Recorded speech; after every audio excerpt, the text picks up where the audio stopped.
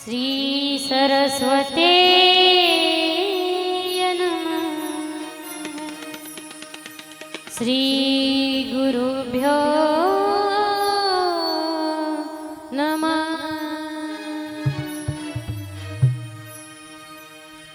महायोगपीठे तटे भीमरथं वरं पुण्डरीकाय दातुं मुनिन्द्रे समागत्य तिष्ठन् तमानन्दकन्दम् परब्रह्मलिङ्गम् भजे पाण्डुरङ्गम्। कलावज्ञजीवो धरार्थावतारम् कलाङ्काङ्कतेजो दिकामोदिवक्त्रम् खलानीश्वादा पुनरुदारतक्षम् समाधिस्थमूर्तिं भजे ज्ञानदेवम्। आदौ रामतपोवनाभिगमनं हत्वा मृगं काञ्चनं वैदेहरणं जटायुमरणं सुग्रीवसम्भाषणम्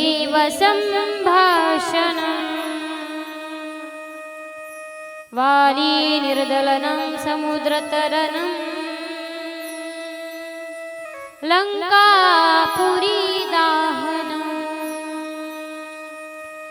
पश्चाद् रावण कुम्भकर्णहननम्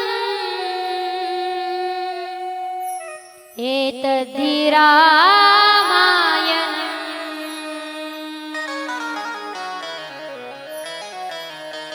रामाय रामभद्राय रामचन्द्राय वेदसे नाथाय रघुनाथाय सीताय पतये नमः। मनोजवं मारुततुल्यवेगं जितेन्द्रियं बुद्धिमतां वरिष्ठं वातात्मजं वानरयूथमुख्यं श्रीरामदूतं शरणं प्रपद्ये। श्रीराम जय जय राम, श्रीराम जय जय राम। जय जय राम श्रीराम जय जय राम श्रीराम जय जय राम, श्रीराम जय जय राम। ताई वाजा।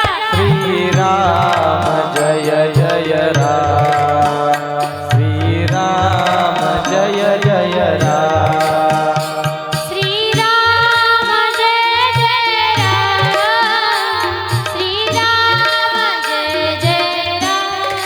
ओ श्रीराम जय जय राम श्रीराम जय जय राम श्रीराम जय जय राम, श्रीराम जय जय राम। श्रीराम जय जय राम श्रीराम जय जय राम श्रीराम जय जय राम, श्रीराम जय जय राम। श्रीराम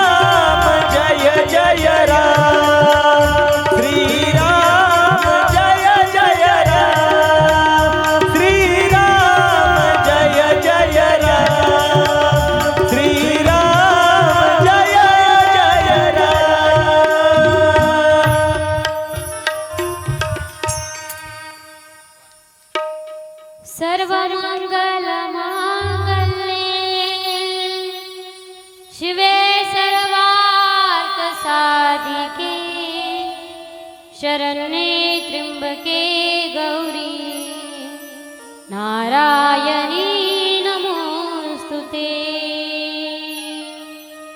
गुरुर्ब्रह्मा गुरुर्विष्णू गुरुर्देवो महेश्वरा गुरुर्साक्षात् परब्रह्म तस्मै श्री गुरुवे नमः। राम कथा सुसी किरण समान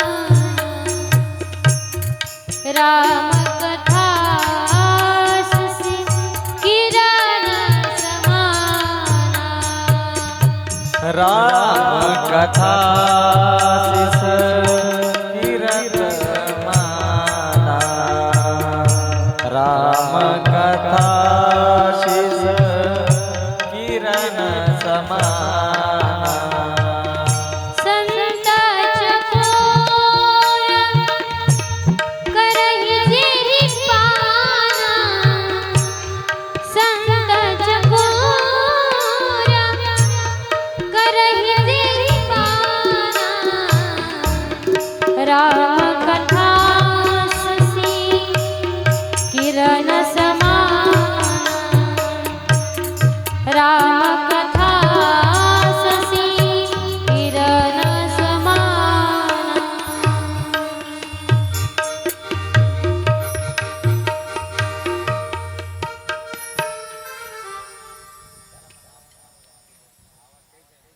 चरितं रघुनाथस्य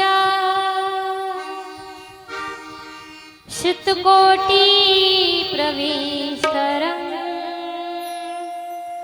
एकैकाक्षरं पुंसा महापातकनाशनम्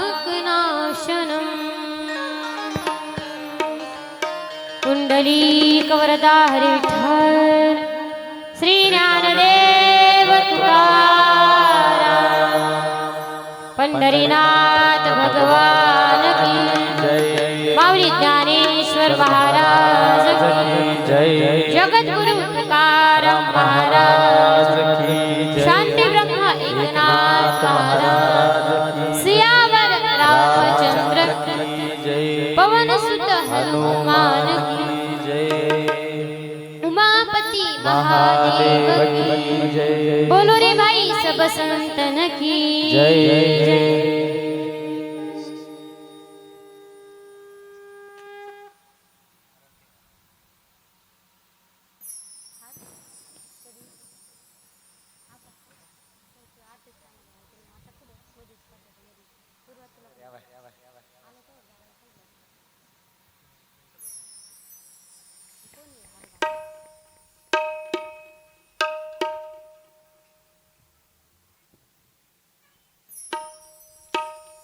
पंक्तीचं यजमान कोण आहे? हार कोणी आणलेले?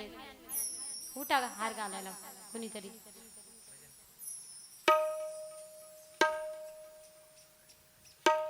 राजा राम राम राम सीता राम राम राम राजा राम राम राम सीता राम राम राम राम राम सीता राम राम राम राजा राम राम राम सीता राम राम राम राजा राम राम राम सीता राम राम राम राजा राम राम राम सीता राम राम राम राजा राम राम राम सीता राम राम राम राजा राम राम राम सीता राम राम राम टाळी वाजा भजन करा.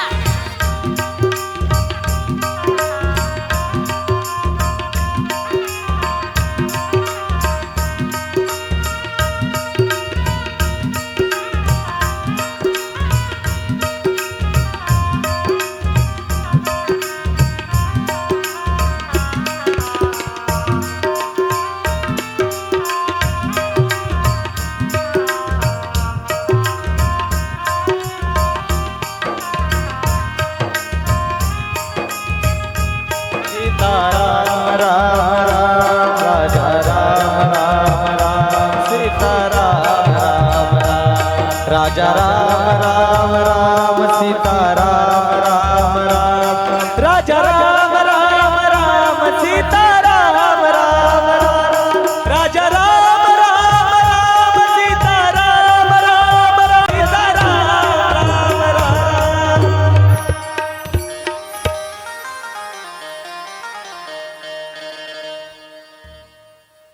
आज आमचे मम्मी पप्पा है ना माहीतच नव्हतं मला, त्यांनी हार आणले होते ते सुरुवातीलाच घातले असते, मग माझ्या ध्यानातच नाही राहिलं म्हणून क्षमा मागते. त्यांनी सुंदर असं स्वागत केलं त्याबद्दल त्यांचे धन्यवाद. प्रस्तुत आपल्या या श्रीराम कथेचा आजचा तिसरा दिवस आणि आजच्या या तिसऱ्या दिवसामध्ये आपल्या कथेला रामकथेला उपस्थित असणारे आदरणीय वंदनीय श्री हरिभक्त पारायण केशव अण्णा चावरे यांचे बंधू नाना हे आज कथेसाठी उपस्थित आहे, त्याबद्दल त्यांचे एकदा मनापासून धन्यवाद करते. सर्वच तुम्ही जमलेले श्रोतृवर्ग, मातृवर्ग, पितृवर्ग सर्वांना मी प्रणाम करते. कालच्या कथेमध्ये आपण पाहिलं होतं, आपण काल काय केलं होतं, भगवान शंकराचा विवाह काल आपण पाहिला होता आणि आज आपण काय पाहणार आहोत, काय मोठ्याने बोला ना. आज आपण प्रभू श्री रामचंद्राचा अवतार कसा झाला. आता काल सांगून पण तुमच्या ध्यानात राहिलं नाही. मी काल सांगितलं होतं तुम्हाला जर एखादा डायलॉग सांगितला असता पिक्चर मधला तर तो लगेच ध्यानात राहिला असता, है ना चिल्लर पार्टी.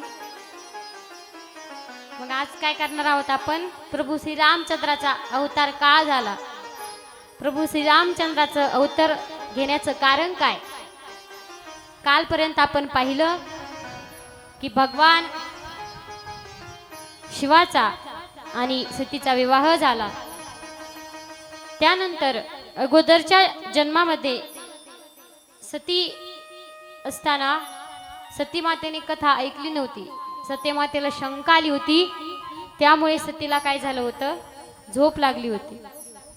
मग जी रामायची कथा आहे ती सतीला ऐकण्यातच आली नाही, त्यामुळं दुसरा जन्म सतीचा जेव्हा पार्वतीच्या रूपामध्ये झाला तेव्हा पार्वती माता आणि भगवान शंकर यांचा विवाह झाला आणि त्यानंतर पार्वती मातेला पुन्हा कथा ऐकण्याची इच्छा निर्माण झाली. तेव्हा पार्वती माता आणि भगवान शंकर, पार्वती माता ह्या वक्ता आहेत आणि भगवान शंकर हे श्रोते आहेत. जसं तुम्ही सर्वजण वक्ते आहात आणि मी श्रोता आहे, तसंच शिवजी कोण झालेत, वक्ते झालेत आणि पार्वती माता ह्या काय झाल्यात, श्रोते झाल्यात आणि त्यांची कथा सुरू आहे. पार्वती माता शिवांना प्रार्थना करतात की मागच्या जन्मामध्ये मी सती होते, त्यावेळी माझ्या मनात संदेह निर्माण होता, पण आता मला वाद नाही तर संवाद करायचा आहे. मागच्या जन्मामध्ये मला शंका आली, मी जेव्हा सती होते तेव्हा मला शंका आली, तेव्हा मी वाद घातला आणि कथा ऐकली नाही. मी अगस्त्य मुनीवर शंका केली, पण आता मला कथा ऐकायची आहे, मला संवाद करायचा आहे. परीक्षा वृत्तीने नाही तर जिज्ञासू वृत्तीने मला कथा ऐकायची. हे ऐकल्यानंतर भगवान शंकरांनी श्रीराम कथा सांगायला सुरुवात केली. प्रभू श्री रामचंद्र भगवान की जय. तेव्हा शिवजी रामाची कथा पार्वती मातेला सांगतात. या ठिकाणी प्रश्न असा निर्माण होतो की श्रीराम कथेमध्ये शिव पार्वतीची कथा कशासाठी बरं. ही तर कथा रामप्रभूची आहे, मग शिव पार्वतीची कथा कशासाठी. कारण रामकथेचं मुख्य द्वार, रामकथेचं मूळ द्वार हे शिव पार्वतीची कथा आहे. ज्याला शिव पार्वतीची कथा आवडते तोच खऱ्या अर्थाने श्रीराम कथा श्रवण करण्यासाठी योग्य अधिकारी असतो. आपण हरिपाठ घेतो ना सर्व, हरिपाठ. मग हरिपाठामध्ये काय सांगितलेलं आहे? आदिनाथ गुरु सकळ सिद्धांचा, सकळ सिद्धांचा मच्छिंद्र तयाचा मुख्य शिष्य, मच्छिंद्र तयाचा, मच्छिंद्र तयाचा मुख्य शिष्य, मच्छिंद्र तयाचा, मच्छिंद्र तयाचा मुख्य शिष्य, मच्छिंद्र तयाचा, मच्छिंद्र तयाचा मुख्य शिष्य, मच्छिंद्र तयाचा.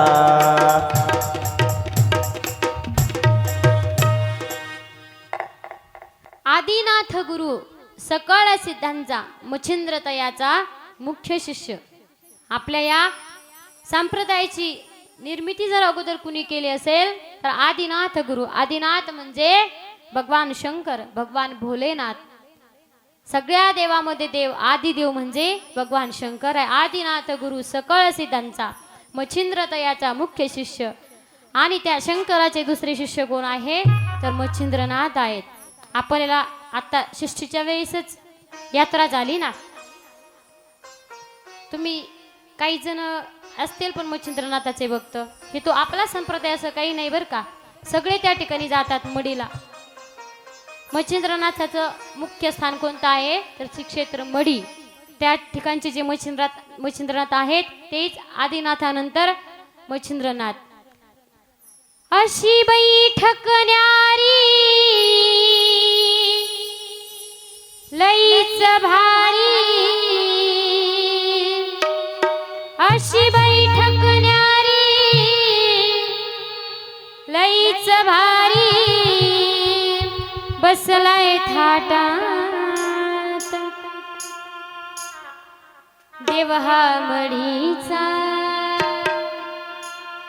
देव हा मडीचा, मडीचा कानिपनाथ, देव हा मडीचा, मडीचा कानिपनाथ. हो अशी बैठक न्यारी बसलाय भारी लईच थाटात, अशी बैठक न्यारी बसलाय भारी लईच थाटात. देवा मडीचा, मडीचा कानिपनाथ, देवा मडीचा, मडीचा कानिपनाथ, देवा मडीचा, मडीचा कानिपनाथ. टाळी वाजा, भजन करा.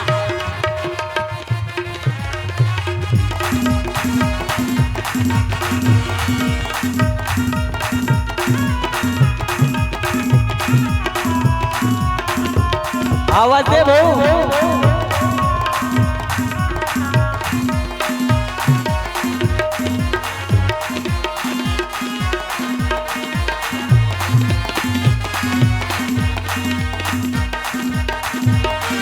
खन खन खन खन हातात त्यांच्या चिमटा वाजतोय, नावाचा डंका त्यांचा साऱ्या जगात गाजतोय, नावाचा डंका त्यांचा साऱ्या जगात गाजतोय.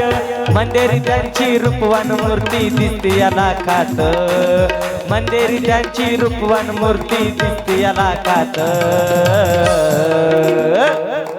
देवा मडीचा, मडीचा कानिपनाथ, देवा मडीचा, मडीचा कानिपनाथ, देवा मडीचा, मडीचा कानिपनाथ.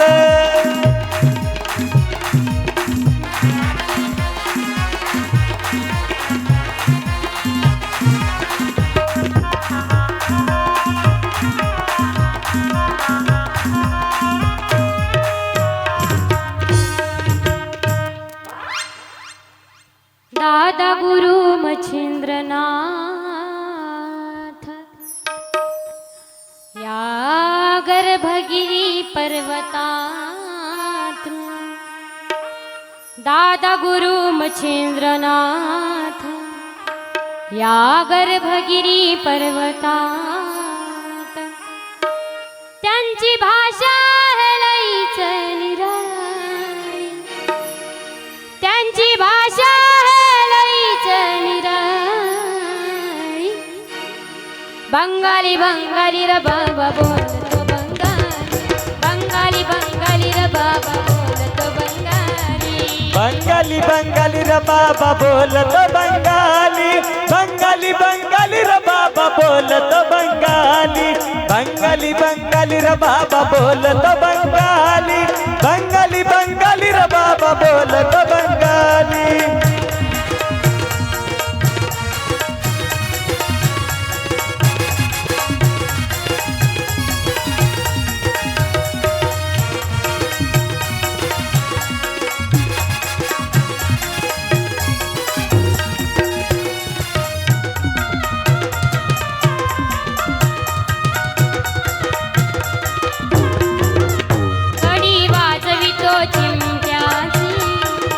गलप चढवितो मानाची कडी वाजवितो चिमट्याची गलप चढवितो मानाची त्यांच्या कृपेची आहे सवारी त्यांच्या कृपेची आहे सवारी बंगाली र बाबा बोलतो बंगाली बंगाली बंगाली र बाबा बोलतो बंगाली बंगाली बंगाली र बाबा बोलतो बंगाली बंगाली बंगाली र बाबा बोलतो बंगाली बंगाली बंगाली र बाबा बोलतो बंगाली बंगाली बंगाली र बाबा बोलतो बंगाली मग या वारकरी संप्रदायाचं मूळ कोणता तर आदिनाथ गुरु सकळ सिद्धांचा त्यानंतर मग मच्छिंद्रनाथ आहेत मग मच्छिंद्राने बोध गोरक्षसी केला मग नंतर गोरक्षनाथ आहे गोरक्षनाथानंतर गोरक्षला गहिनी प्रसादे निवृत्ती दातार गहिनीनाथांनी ते ज्ञान कुणाला दिलं निवृत्तीनाथाला दिलं आणि निवृत्तीनाथानंतर गहिनी प्रसादे निवृत्ती दातार ज्ञान देवसार सोसविले आणि मग नंतर तेच ज्ञान आपल्या सगळ्यांपर्यंत कुणी पोहोचवलं तर विश्वमाऊली ज्ञानोबाराय आणि आज तेच सर्व महाराज मंडळी म्हणजे आम्ही सर्व जण तुम्हाला सांगतो ते संतांनी आम्हाला सांगितलं तेच आम्ही तुम्हाला सांगतो मग वारकरी संप्रदायाचं अधुवर्य म्हणजे भगवान शंकर आहेत मग ही कथा कोण सांगते पार्वती मातेला तर भगवान शंकर सांगतात आणि मी तुम्हाला सांगते मग लक्ष देऊन ऐका लक्ष देऊन श्रवण करा ही कथा रामप्रभूची कथा आहे ही कथा मंदिरातील कथा नाही तर ही कथा प्रत्येक घराघरातील कथा आहे मग भगवंत जेव्हा जेव्हा अवतार घेतो त्याचं काहीतरी कारण असतं 33 कोटी देव देवतांची सुटका रावणाच्या ताब्यातून करण्याकरता सर्व देवांनी भगवान विष्णूंना प्रार्थना केली भगवंताने ही देवतांना आश्वासन दिले की मी रघुकुळात जन्म घेऊन आदिशक्ती हे राक्षसाच्या विनाशाचं कारण ठरेल आणि मी येईल राक्षसाचा नाश करील कारण भगवंताचा अवतार हा कशासाठी असतो यदा यदा हि धर्मस्य ग्लानिर्भवति भारत अभ्युत्थानमधर्मस्य तदात्मानं सृजाम्यहम् परित्राणाय साधूनां विनाशाय च दुष्कृतां धर्म संस्थापनार्थाय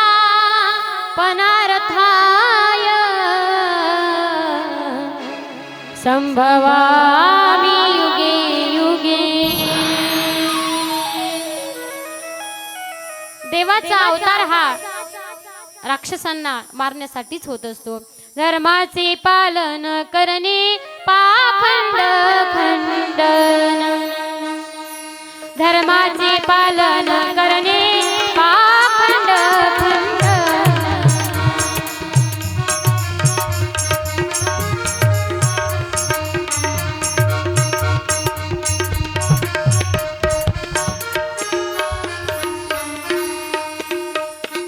ज्यावेळेस अधर्म वाढतो त्यावेळेस भगवंताचा अवतार होत असतो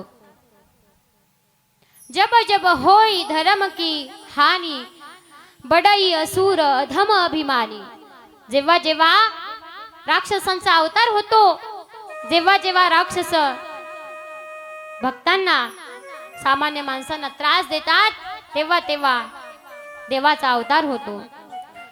धर्माची स्थापना, अधर्माचे नाश, राक्षसांचा विनाश आणि सज्जनाचं संरक्षण करण्याकरता भगवंत अवतार घेत असतात.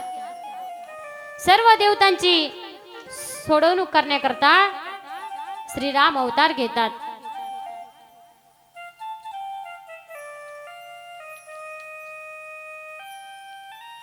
या ठिकाणी कथेमध्ये जय आणि विजय यांची कथा येते.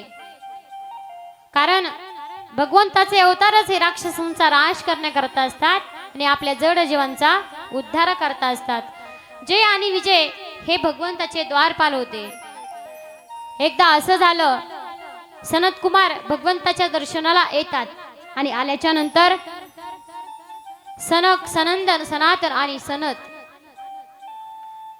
तेव्हा भगवंताने द्वारपालांना आदेश दिलेला होता, कुणालाही आतमध्ये येऊ देऊ नका, कुणी असो. जय विजयाने सनत कुमारांना अडवलं आणि म्हणाले क्षमा असावी, कारण तुम्हाला आत जाता येणार नाही. तेव्हा सनत कुमार म्हणतात, भगवंताच्या दर्शनाकरता कोणाला विचारण्याची गरज नसते.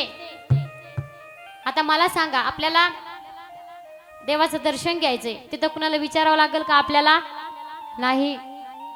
आपण जाऊ शकतो, भगवंताचं दर्शन घेऊ शकतो. कुणीच म्हणणार नाही जाऊ नका आणि दर्शन घेऊ नका. म्हणून देवाचं दर्शन घेण्याकरता कुणाला अडवण्याची गरज नाही. तुका म्हणे न पाचारिता जावे, संत चरण भावे रिघावया. न पाचारिता जावे त्यांच्या गावा, म्हणजे संताकडं, देवाकडं न विचारल्याशिवाय आपण जावं. कारण आपल्याला देवाजवळ जायचंय. मला सांगा, आपल्याला देवाजवळ जायचंय, मग तुम्ही लगेच देवाजवळ जाऊ शकता का? तर नाही. मग तुम्हाला देवाजवळ जाण्याच्या अगोदर कुणाजवळ जावं लागेल? संताजवळ जावं लागेल. अगोदर तुम्हाला काय करावे लागेल? संत चरण रज. तुम्हाला अगोदर श्री संताचे माथा चरणावरी साष्टांग हे करी दंडवत. तुम्हाला अगोदर संताजवळ जावं लागल. आता मला सांगा, प्रत्येकाला आवड नसते परमार्थाची, प्रत्येकाला नसते. काही जणांना असते, पण काही जणांना परमार्थ देवाची भक्ती आवडत नसते. नाही, असा कुणीच नाही को तो लगेच उठतो आणि कीर्तनाला येतो, भजनाला येतो. नाही, त्याला काय करावं लागतं? थोडं थोडं हरिपाठात यावं लागतं, थोडं थोडं कीर्तनात यावं लागतं, संतांच्या संगतीत यावं लागतं. मग तो कुठंतरी त्याला आवड लागते आणि तो मग एकटा येतो. पण अगोदर एकटा येतो का? तर नाही, तो एखाद्या भक्तासंग, एखाद्या भाविका संग येतो. देवाकडे, संताकडे, कीर्तनाला, रामकथेला, भागवत कथेला, कोणत्याही कथा असू, देवाच्या कार्याला न बोलवता जावं. हे आपलं काय आहे? कर्तव्य आहे. या कीर्तनाच्या ठिकाणी अभिमान नसावा, या कीर्तनाच्या ठिकाणी मान नसावा, कथेच्या ठिकाणी मान अपमान नसावा. बोलावलं नाही, बोलावलं तरच जायचं. कशाला जायचं महाराज? हे कीर्तन कथा ही आपल्या उद्धारासाठीच आहे. आणि संत हे कशासाठी आहेत? संतांनी अवतारच कशा करता घेतलेला आहे? जगाच्या कल्याणा संतांच्या विभूती, जगाच्या कल्याणा संतांच्या विभूती, जगाच्या कल्याणा संतांची विभूती, जगाच्या कल्याणा संतांची विभूती. देह कष्टवीती परोपकारी, देह कष्टवीती परोपकारी, जगाच्या कल्याणा संतांच्या विभूती, जगाच्या कल्याणा संतांच्या विभूती.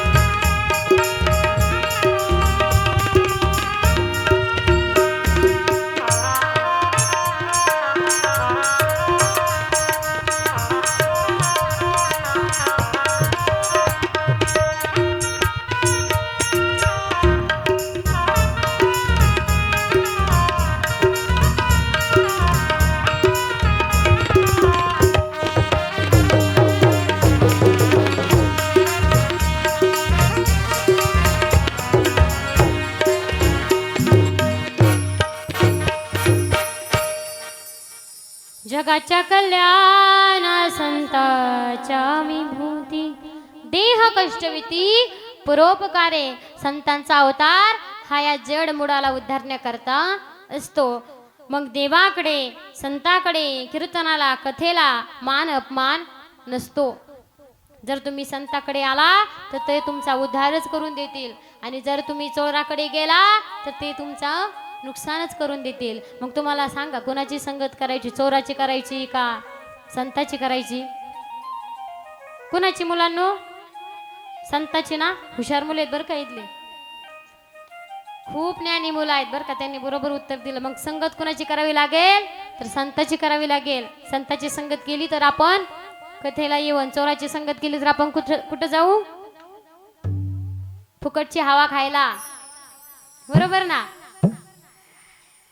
मग असं वाटत असेल फुकटची हवा खायला जायचं नाही म्हणून कीर्तनाला यावं, कथेला यावं, नाही बोलावलं तरी यावं. जय विजय यांनी सांगितलं की आम्ही तुम्हाला जाऊ देणार नाही. शेवटी सनत कुमारांनी शाप दिला की तुम्ही राक्षस व्हाल. भगवंताला हे सर्व कळालं, देव बाहेर आले आणि तुम्ही हे काय केलं महात्मा? सनत कुमाराला म्हणतात, महात्मा तुम्ही हे काय केलं? जय विजय तर आपलं कर्तव्य पार पाडत होते, जय विजय तर आपलं कर्तव्य करत होते. मग तुम्ही त्यांना शाप देऊन टाकला. आता तुम्ही काय करा तर त्यांना उशाप द्या. पहिले संत मंडळी शाप देत होते, पण शाप दिल्याच्या नंतर पुन्हा त्यांना दया यायची आणि ते उशाप पण देऊन टाकायचे. तसंच जय विजयला शाप मिळाला. सांगितलं की तुम्ही 3 जन्म विरोधी भक्ती करून मुक्त व्हा, नाहीतर मग 7 जन्म भजन करून मुक्त व्हा. तेव्हा 7 जन्म घेऊस्तवर जय विजय म्हणाले आम्हाला 3च जन्म द्या, आम्ही देवाचे विरोधी बनतो पण आम्हाला 3 जन्मच पाहिजे, आम्ही जास्त देवाचा विरह सहन करू शकत नाही. तेव्हा 7 जन्मापेक्षा 3 जन्माचा स्वीकार जय आणि विजय करतात. पहिला जन्म जय विजयचा असतो हिरण्यक्ष आणि हिरण्यकश्यपू. दुसरा जन्म असतो रावण आणि कुंभकर्ण आणि तिसरा जन्म असतो वक्रदंत आणि शिशुपाल. मधली जोडी म्हणजे आपण जिचा विचार करणार आहोत रामकथेमध्ये, ती जोडी म्हणजे रावण आणि कुंभकर्ण. ही कुणाची जोडी आहे तर जय विजयाची. आणि त्यांना मारण्यासाठी प्रभू श्री रामचंद्राचा हा अवतार आहे. प्रभू रामचंद्र भगवान की जय. त्यानंतर शिवजी आणखीन एक कथा सांगतात, जालंधर आणि रुंदा. आता इथं रुंदाची कथा आहे की लोक काही शंका घेतील की सतीचं रक्षण करणारा तुमचा भगवंत रुंदाच्या पातिव्रत्याला बाद करतो, त्यांना तुम्ही चांगलं म्हणता. प्रमाण तुका म्हणे पतिव्रता तिची देवावरी सत्ता.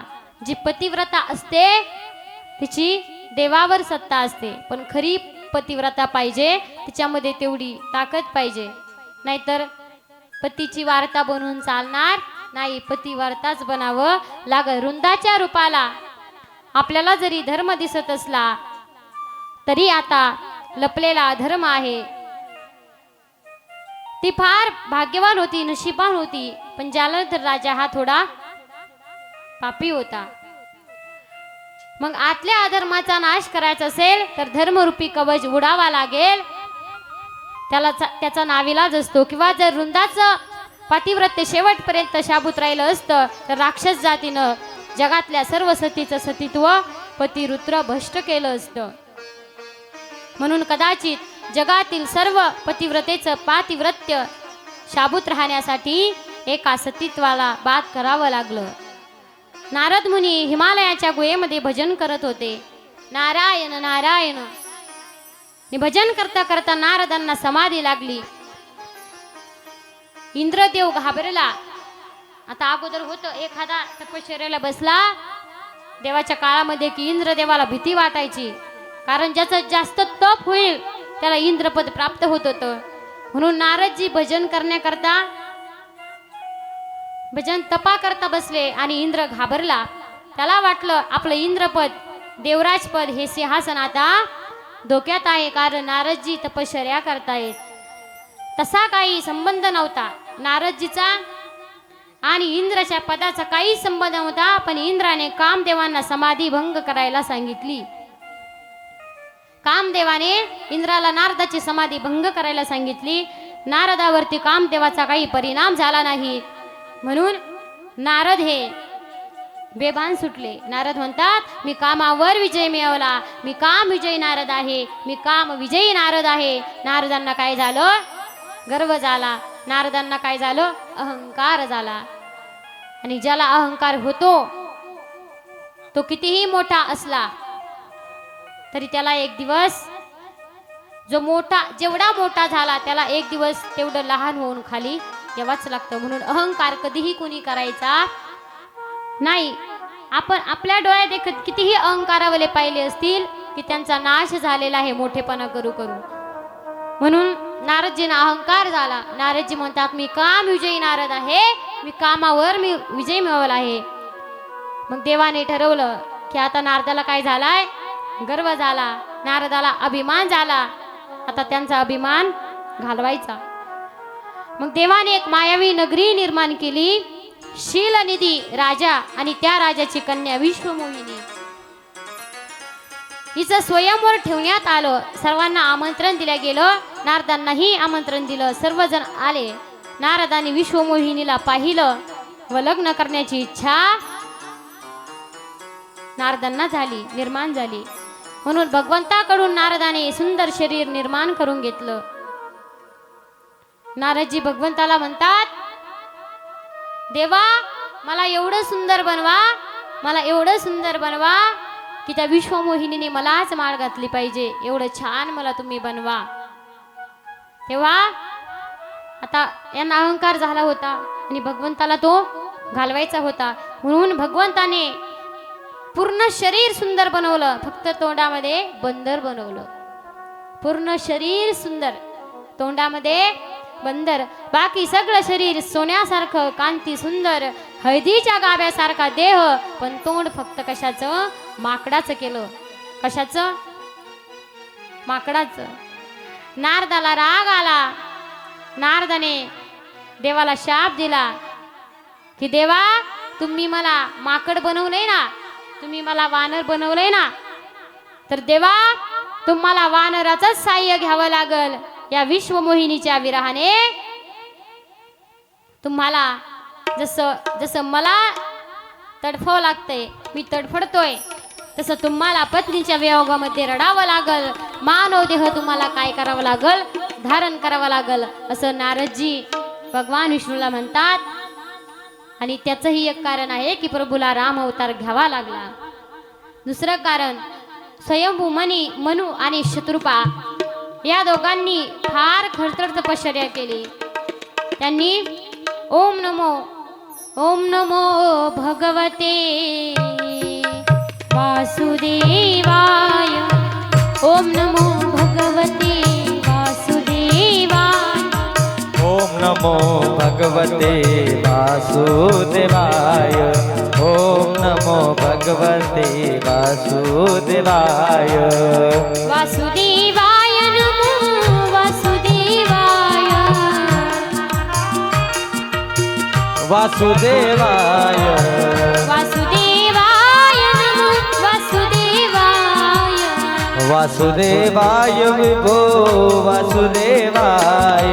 ओम नमो भगवते वासुदेवाय, ओम नमो भगवते वासुदेवाय, ओम नमो भगवते वासुदेवाय, ओम नमो भगवते वासुदेवाय, ओम नमो भगवते वासुदेवाय, ओम नमो भगवते वासुदेवाय.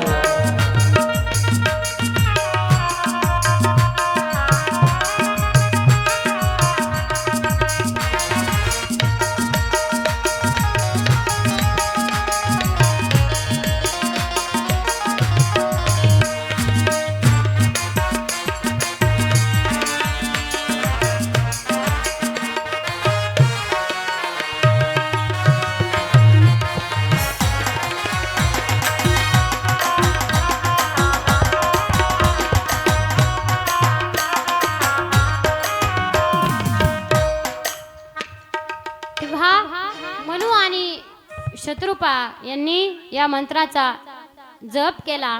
भगवंत प्रसन्न झाले आणि म्हणतात काय पाहिजे ती मागा, असं भगवान परमात्मा बोलले. तेव्हा आमच्या पोटी तुमच्यासारखा दिव्य पुत्र जन्माला यावा आणि मनुची इच्छा दुसरी की मी पुत्रवियोगाने मरावं, म्हणून मनु राजा दशरथ आणि शत्रुपा माता कौशल्या बनतात. पुत्रवियोगाने दशरथ मेला म्हणून भगवंताचा अवतार, हे एक भगवंताच्या अवताराचं दुसरं कारण आहे. त्यानंतर आणखीन एक प्रतापभानू नावाचा एक राजा होता आणि त्याने स्वतःच्या बळावर सर्व राजांना जिंकले होते व चक्रवर्ती राजा झाला होता. काही राजे शरण आले आणि काही राजे तपाच्या उद्देशाने अरण्यात निघून गेले. काहींनी साधू वेश परिधान केला. एक दिवस प्रतापभानू राजा हा शिकारी करता अरण्यात गेला. एका डुकराच्या मागे तो लागला आणि रस्ता चुकला आणि कुणी साधूच नव्हता. तर तो आश्रम प्रतापभानू राजाला हरवलं होतं. तो त्यातील तो एक राजा होता. हरवल्यानंतर त्याने साधूचा वेश परिधान केला होता, एक आश्रम निर्माण केला होता. त्या साधूच्या वेशात असणाऱ्या राजाने ओळखलं की हा प्रतापभानू राजा आहे, याने मला हरवलं, फार दुःख, याने मला हरवलं होतं, याने मला फार दुःख दिलं होतं. आता संधी सापडली आहे याचा बदला घेण्याची, म्हणून त्या साधूने राजाला जवळ बोलावलं आणि आसन दिलं. आणि तुझं नाव काय आहे? प्रतापभानू नावाचा जो राजा आहे त्याचा मी सचिव आहे, दास सचिव में नाम सुनो, मुनिसा नाम प्रतापभानू. फिरता देहे परियो भुलाई, बडे भाग्य देखे पडाई. हा खोटं बोलतो बेटा, मला सर्व काही कळतं. तू स्वतः त्या साधूला प्रतापभानू हा खोटं बोलतो, पण ते साधू म्हणतात बेटा मला सगळं कळतंय की तू स्वतः प्रतापभानू राजा आहेस. तुझ्या वडिलाचं नाव सत्यकेतू आहे आणि तुझा भाऊ अरिमर्दन आणि प्रधान धर्मरुची. प्रतापभानूचा विश्वास बसला. बरोबर आहे महाराज तुमचं सगळं सर्व काही. आणि म्हणून राजाने त्या कपटी राजाला म्हणजेच वेषांतर केलेल्या राजाला साधूला आपलं गुरु बनवलं. आणि ज्या प्रतापभानूनी ज्या राजाला त्रास दिला होता तो राजा साधू बनला होता. आणि त्या साधूला आता काय घ्यायचं होतं? राजाचा बदला घ्यायचा होता. म्हणून त्याने प्रतापभानूला सांगितलं. आता तो राजा असल्यामुळे त्याला सर्व माहित होतं ना, प्रतापभानूचे वडील कोण, भाऊ कोण. आणि प्रतापभानूला वाटलं हे साधू महाराज आहेत आणि हे तर सगळं काही खरं सांगतात. म्हणून प्रतापभानू हा त्यांचा शिष्य बनला.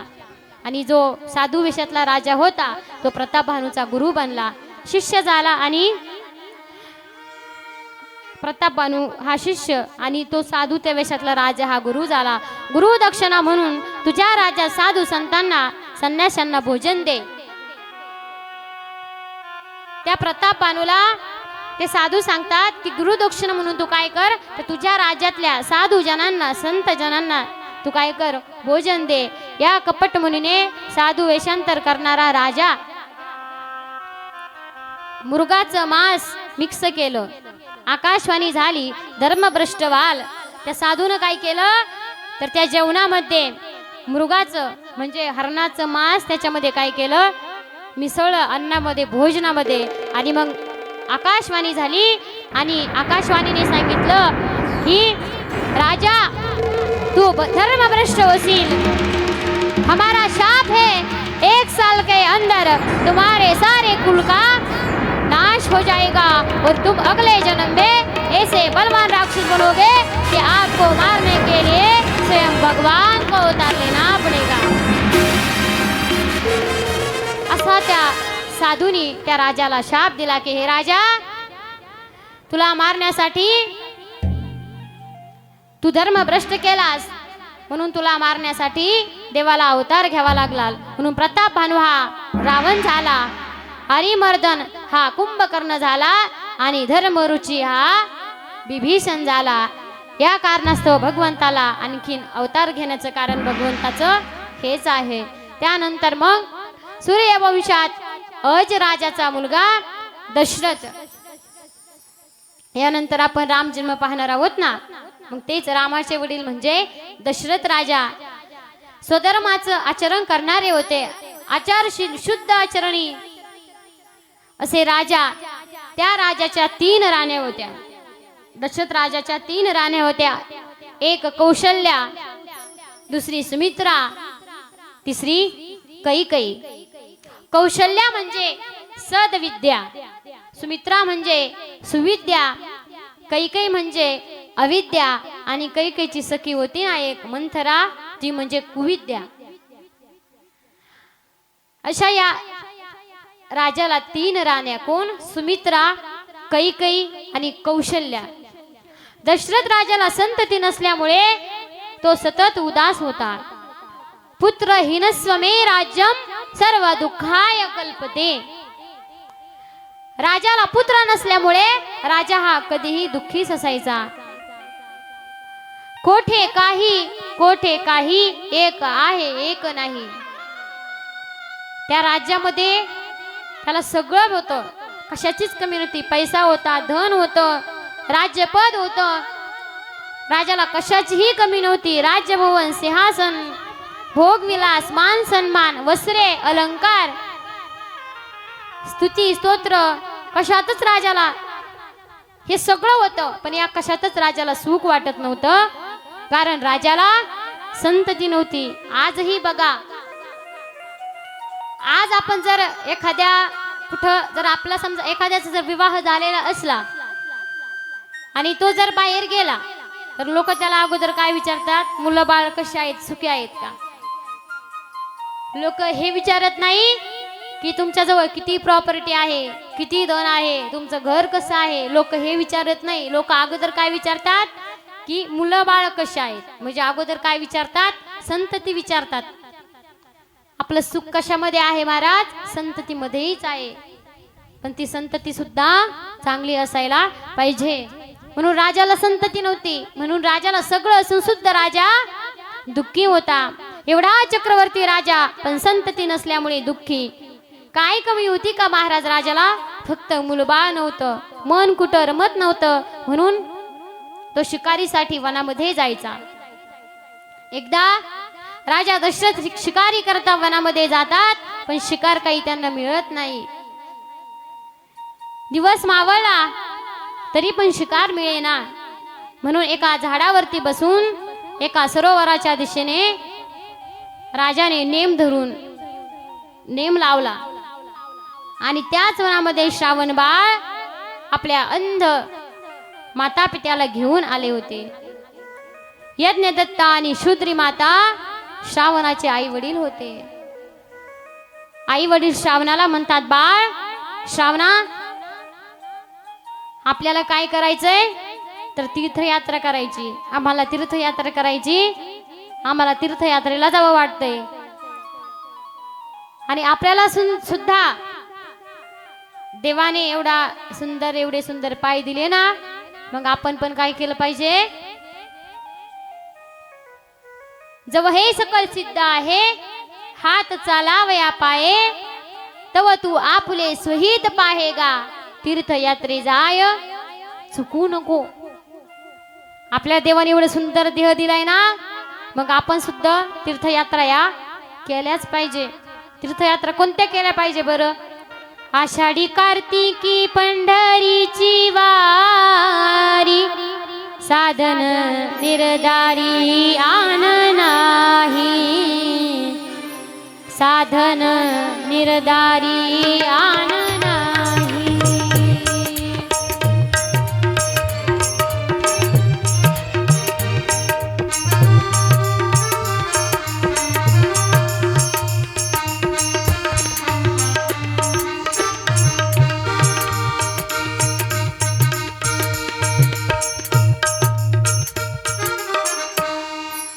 आपण काय केलं पाहिजे? तीर्थयात्रा ही केलीच पाहिजे. आणि जोपर्यंत हातपाय चालतात तोपर्यंतच केली पाहिजे. एकदा का मग म्हातारे झाले, मग आपले गुडघे दुखतात, मग पाय दुखतात, मग कंबर दुखतं, मग बसायचा कंटाळा येतो, चालायचा कंटाळा येतो. मग तेव्हा वाटतं की अगोदर केली असती तर बरं झालं असतं. आता ते होत नाही. देवाने पाय दिले, डोळे दिले, हात दिले. आता किती वेळा भजन सुरू झालं का तुम्हाला सांगावं लागतं, टाळी वाजा, भजन करा. पण ते तरी पण काही काहींच्या डोक्यात बसतच नाही. जोपर्यंत होतंय तोपर्यंत करा, नाहीतर म्हातारं झाल्यावर मग काय असतं, नाकमुख गळू लागले, लाळ आणि शेंबूड, कर्ण हे बधीर झाले. ते श्रावणाचे आई वडील हे आंधळे होते. हे कसे तीर्थयात्रा करतील एकटे, ते करू शकत नव्हते. म्हणून ते मुलाला म्हणतात. पण जरी ते आंधळे असले तरी देव आंधळा नाही ना. देवाला सगळं दिसतंय की आपल्या दर्शनाला कोण येऊ राहिले. आंधळे आपल्या दर्शनाला येतात म्हणून देव त्यांना सुखीच ठेवेल ना, का दुःखी ठेवेल. देव त्यांना सुखीच ठेवेल. मग काही लोक हे कसे असतात, तर आतून आंधळे असतात आणि बाहेरून डोळस असतात. तर काही लोक आतून डोळस असतात पण बाहेरून अंधाळे असतात. काही आतून अंधाळे आणि बाहेरून पण अंधाळेच. काही आतून डोळस आणि बाहेरून डोळस, असे काही माणसाचे प्रकार असतात. म्हणून श्रावण बाळ माता पित्याला कावडीत घेऊन निघाले. श्रावण बाळ आपल्या आई वडिलाला कावडीमध्ये घेऊन निघाले. मथुरा, काशी, वृंदावन कावड घेऊन त्यांनी सर्व तीर्थयात्रा केल्या. धन्य धन्य रे त्याचे जीवन पोटी आले बाळ श्रावण. पण आजचा श्रावण बाळ कसा आहे, आहेत बर का काही श्रावण बाळ आणखीनही तसेच आहेत. पण काही श्रावण बाळ महाराज फार विचित्र आहेत. विचित्र म्हणजे आहो, त्या श्रावण बाळाच्या घरी 15-20 हजाराचं कुत्र असतं. त्या श्रावण बाळ, आज कलियुगातल्या श्रावण बाळाच्या घरी 15-20 हजाराचं कुत्र असतं. आणि आई वडील कुठं असतात, त्या कुत्र्याला खायला बिस्किट, त्याचं खाद्य वेगळंच. आणि आई वडील कुठं, वृद्धाश्रमात. आजच्या श्रावण बाळाची दशा अशी आहे, 100तून 50% चांगले असतील आणि 50% आई वडिलांना वृद्धाश्रमात ठेवणारे असतील.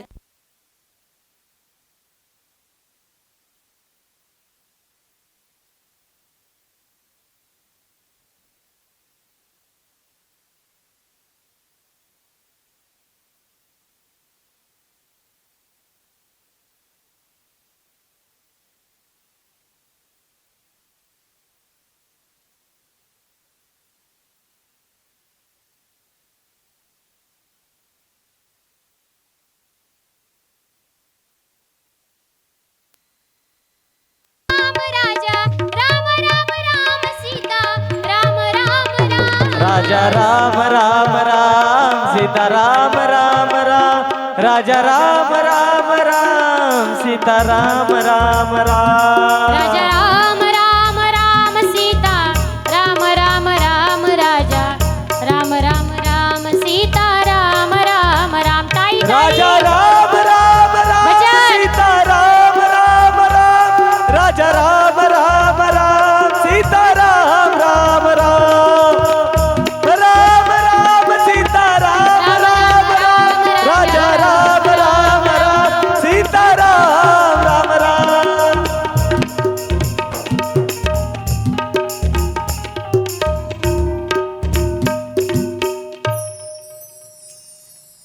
आत्ताच आमच्या गावातील आमचे लाडके चोपदार, आमचे लहू तात्या नरवडे आणि त्यांच्या सौभाग्यवती आमच्यावर नितांत प्रेम करणाऱ्या आमच्या नरवडे मॅडम यांचं आत्ताच आगमन झालं. त्यांचे एकदा सर्वांनी टाळ्या वाजवून स्वागत करा, कारण ते चोपदार आहेत बरं का. आणि आमच्या गावामध्ये पंचकृषीमध्ये बऱ्याच ठिकाणी ते चोपदार असतात, म्हणून ते एक देवाचे चोपदार आहे, म्हणून त्यांचं स्वागत झालंच पाहिजे ना. मग कथेसाठी आलात त्याबद्दल तुमचे धन्यवाद.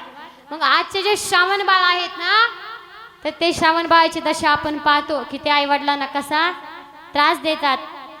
आई वडिलांना पश्चाताप येतो की आपण उगाच अशा मुलाला काय केलंय, जन्माला घातलंय. अहो ही गोष्ट खोटी नाही बरं का, खरी आहे. काही काही लोक सुद्धा आमच्या जवळ म्हणतात, महाराज आमचा मुलगा आम्हाला फार त्रास देतो. असं वाटतं की आपण मारावं नाही तर त्याला मारून टाकावं. म्हणजे काही काही असं बोलतात. म्हणजे आजकालचे श्रावण बाळ कसे फार आई वडिलाला चालतात. मग त्या आई वडिलाला काय होतो, पश्चाताप होतो. आई वडील रडतात. आई वडील काय म्हणतात, मी तुझ्यासाठी जीवन जाळिले, मी तुझ्यासाठी जीवन जाळिले रे बाळा, तुने नाही पाणी पाजिले, मी तुझ्यासाठी जीवन जाळिले रे बाळा, तुने नाही पाणी पाजिले. मी तुझ्यासाठी जीवन जाळिले हे बाळा, कुणी नाही पाणी पाजिले. मी तुझ्यासाठी जीवन जाळिले हे बाळा, कुणी नाही पाणी पाजिले. नको ने खावा दाऊ जगाला, मोडला नाही कधी रुपया दुधाला, बोलला नाही कधी रुपया जीवाला. मी तुला पाहून प्राण रोखिले रे बाळा, तुने नाही पाणी पाजिले. मी तुझ्यासाठी जीवन जाळिले बाळा, तुनी नाही पाणी पाजिले. मी तुझ्यासाठी जीवन जाळिले हे बाळा, तुनी नाही पाणी पाजिले.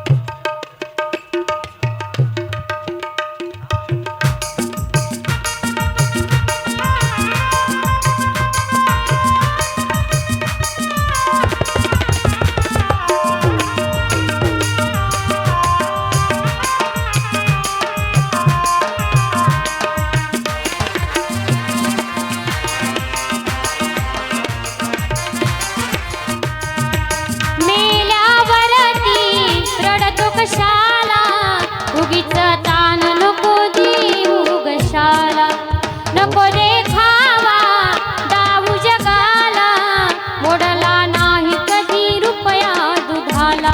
मी तुला पाहून प्राण रोखिले रे बाळा, तुने नाही पाणी पाजिले. मी तुझ्यासाठी जीवन जाळिले बाळा, तुनी नाही पाणी पाजिले. मी तुझ्यासाठी जीवन जाळिले हे बाळा, तुनी नाही पाणी पाजिले. म्हणून आजचे श्रावण बाळ असे झालेत. काही आहेत चांगले, पण काही आई-वडिलांना त्रास देतात. आपल्या भारताची परंपरा, आपल्या भारतामध्ये, आपल्या भारताची अशी परंपरा आहे की आईच्या स्वप्नाकरता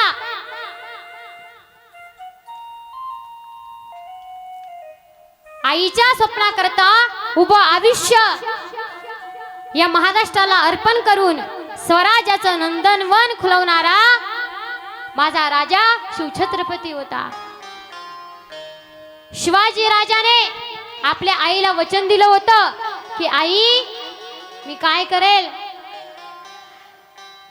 दिलं वचन मा साहेबा, दिलं वचन मा साहेबा, वचन पूर्ण करी. दिलं वचन मा साहेबा, वचन पूर्ण करी. बाई राजा ग शिवबा राजा ग बसला घोड्यावरी. बाई राजा ग बसला घोड्यावरी. शिवबा राजा ग बसला घोड्यावरी.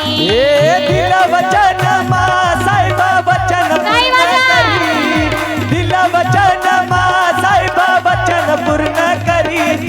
राजा ग शुभ राजा ग बसला घोड्यावरी बाई राजा ग बसला घोड्यावरी शुभ राजा ग बसला घोड्यावरी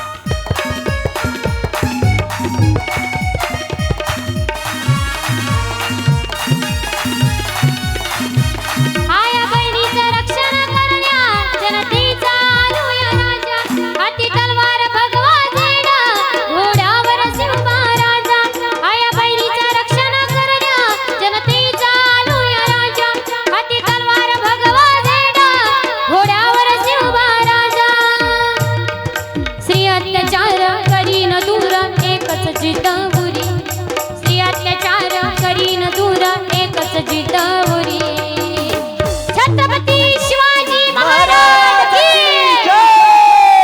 धर्मवीर संभाजी महाराज की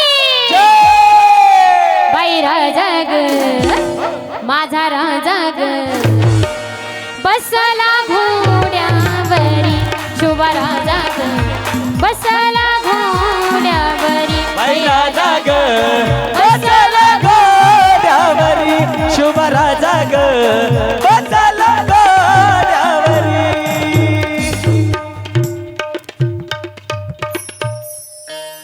आईच्या स्वप्नाकरता त्या राजाने शपथ घेतली की मी काय करील तर ज्या आई बहिणी आहेत मी त्यांचं संरक्षण करीन आईच्या स्वप्नाकरता स्वराज्याचं नंदनवन खुलवणारा माझा छत्रपती राजा होता माझ्या छत्रपती राजाने काय केलं माझ्या आई भवानीला माझ्या आई भवानीला सोन्याने मडवलं माझ्या आई भवानीला सोन्याने मडवलं वाघासारख्या शुभान स्वराज्य घडवलं वाघासारख्या शुभान स्वराज्य घडवलं वाघसारख्या शुभाने स्वराज्य घडवलं वाघसारख्या शुभाने स्वराज्य घडवलं माझ्या आई भवानीला सोन्याने मडवलं माझ्या आई भवानीला सोन्याने मडवलं वाघ्यासारख्या शुभान स्वराज्य घडवलं वाघ्यासारख्या शुभान स्वराज्य घडवलं वाघसारख्या स्वराज्य घडवलं वाघसारख्या शुभाने स्वराज्य घडवलं सुभेदाराची लाडकी सुन तिला घेतलं आई मानून सुभेदाराची लाडकी सुन तिला घेतलं आई मानून खाना नारळानं तिची ओटी भरून नारळानं तिची ओटी भरून अहो सौभाग्य देऊन तिला माहेरी पाठवलं सौभाग्य देऊन तिला माहेरी पाठवलं वाघासारख्या शुभान स्वराज्य घडवलं वाघासारख्या शुभान स्वराज्य घडवलं वाघसारख्या शुभाने स्वराज्य घडवलं वाघसारख्या शुभाने स्वराज्य घडवलं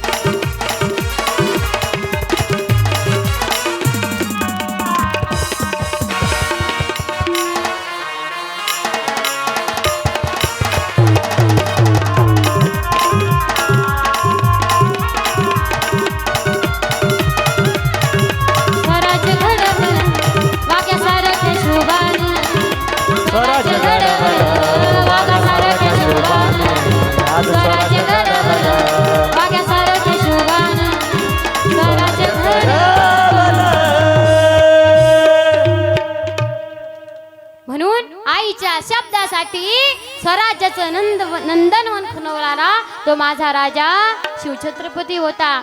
आपल्या वडिलांच्या आवडी करता आजन्म ब्रह्मचारी राहून हस्तिनापूरच्या सिंहासनाची सेवा करणारे माझे भीष्म पितामह होते. भारत मातेच्या सेवेकरता वयाच्या 24व्या वर्षी फासावर हसतमुख जाणारे भगतसिंग राजगुरु सुखदेव होते. आणि आजचा पंढरीचा पांडुरंग परमात्मा जो आहे तो 28 युगापासून उभा आहे. तो फक्त कशासाठी? तर आई वडिलांची सेवा कोणी केली? तर पुंडलिकाने. तो पुंडलिक कसा होता? तो भक्त पुंडलिक होता पापी आणि दृष्ट. आई बापाची केली सेवा सारे पाप झाले नष्ट. भक्ती पाहुनी भक्ताला आला भेटाया श्री हरी. भक्ती पाहुनी भक्ताला आला भेटाया श्री हरी. धनी मलाही दाखवाना विठुरायाची पंढरी. धनी मलाही दाखवाना विठुरायाची पंढरी. मलाही दाखवाना विठुरायाची पंढरी. धनी मलाही दाखवाना विठुरायाची पंढरी. धनी मलाही दाखवाना विठुरायाची पंढरी.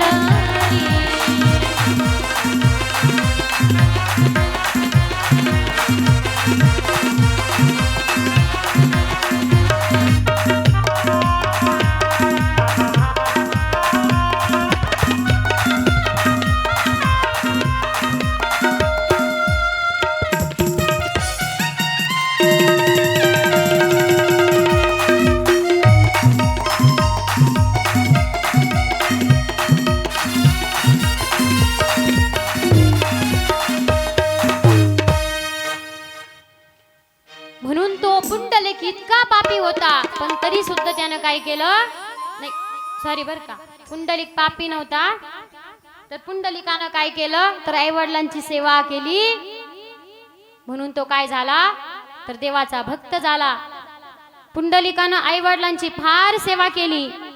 मग कुठे गेली आपली ती आई वडिलांची, आई वडिलांना जपण्याची, आई वडिलांना जीव लावण्याची परंपरा? ही फक्त कशामुळे झाली? तर संस्काराचा अभाव झाला. आपल्या मुलावर लक्षच नाही. मुलगा काय करतोय आणि काय नाही. फक्त मुलाने पैसे मागितले का, बाबा मला एवढे पैसे लागते, फोन पे बँकेमध्ये लगेच ते पैसे टाकून द्यायचे. मुलगा बाहेर शिकायला आहे, काय करतो याच्याकडे आपलं लक्ष नाही. जीवनलक्षी शिक्षण आणि जीव्य कालक्षी शिक्षण. श्रावण बाळ आपल्या खांद्यावरती आपल्या अंध माता पित्याला तीर्थयात्रेकरता घेऊन निघालेला असताना अंधार झाला होता. दिवस मावळला होता आणि आई वडिलांना तहान लागली. पण श्रावण बाळाला तहान लागलेली ते सांगत नाहीत, कारण ते लाजले. कशामुळे? त्यांनी विचार केला, आपल्यासारखे मायबाप निर्दयी या जगात असतील का? रात्रंदिवस लेकराच्या खांद्यावरती दोघांचाही भार आहे. आपण किती निर्दयी आहोत. रात्रंदिवस आपलं लेकरू आपल्याला खांद्यावर घेऊन फिरतय. लेकरू थकून जातय, घामाघूम होतय, थापा टाकतय. घनदाट जंगलात पाण्याच्या शोधार्थ हा कुठे जाईल आणि याला आपण कसं पाठवायचं? म्हणून बराच वेळ त्यांनी सहन केलं, पण पाण्याशिवाय पर्याय नाही, पाण्याशिवाय जीवन नाही. आपण एक प्रकारे जेवण नाही केलं तरी आपण बरेच दिवस जगू शकतो, पण जर आपल्याला पाणीच मिळालं नाही तर पाण्याशिवाय जीवन नाही.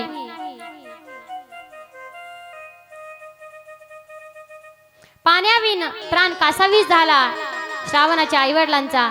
बाळ श्रावणा, खूपच तहान लागली रे बाळा. श्रावण बाळ म्हणता, ठीक आहे आई. श्रावण बाळाने कावड खाली ठेवली. पिण्याच्या पाण्याच्या शोधार्थ श्रावण बाळ निघाले. जिथे राजा दशरथ शिकारीसाठी लपून बसला होता, श्रावणाला पाणी दिसलं आणि खूप आनंद झाला. पाणी दिसत नव्हतं त्यांना पाणी दिसत नव्हतं, तर तहानलेल्या मायबाप त्यांना पाण्यात दिसत होते.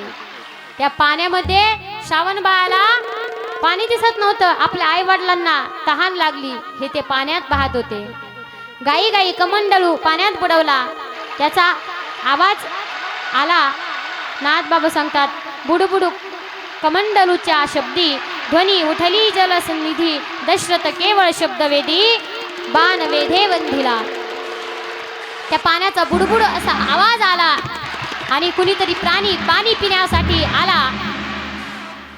दशरथ राजाला वाटलं की आता आपली शिकार आली. त्या आवाजाच्या दिशेने बाण सोडला, कारण राजा दशरथ हा शब्दवेदी राजा होता. एकलव्य कुत्र्याच्या तोंडात न बघता बाण सोडतात. द्रोणाचार्य सुई सुई करीत बाण श्रावणाच्या छातीत घुसला. तो बाण दशरथ राजाने सोडला. तो बाण जसा सोडला तसा तो आवाज श्रावणाच्या छातीत घुसला आणि आवाज बाहेर आला. श्रावण म्हणतात, आई ग, असा जोरात आवाज झाला. शर आला म्हणुनी, शर आला म्हणुनी, धावुनी आला काळ, विव्हळला श्रावण बाळ. शर आला म्हणुनी, धावुनी आला काळ, विव्हळला श्रावण बाळ.